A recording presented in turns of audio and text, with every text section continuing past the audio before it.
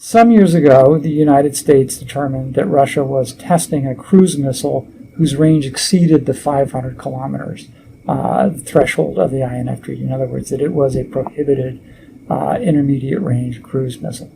The United States raised this over the years, starting in the Obama administration and continuing the Trump administration, a number of times with Russia. Russia denied that the missile exceeded the range allowed and continues to deny it.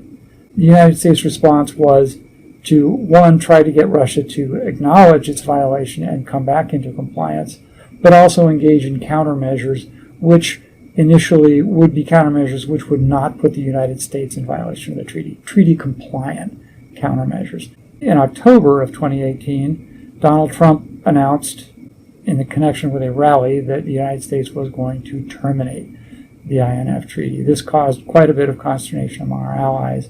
It was not the most well-coordinated or well-planned announcement.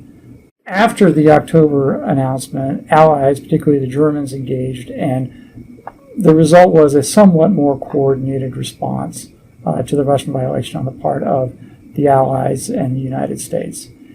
This included a statement by NATO foreign ministers taking the position that Russia was in violation of the INF Treaty, needed to come into compliance with it, and at the same time a statement by Secretary of State Pompeo that if Russia did not come into compliance within 60 days, which would be February 2nd, 2019, the United States would suspend its obligations under the treaty.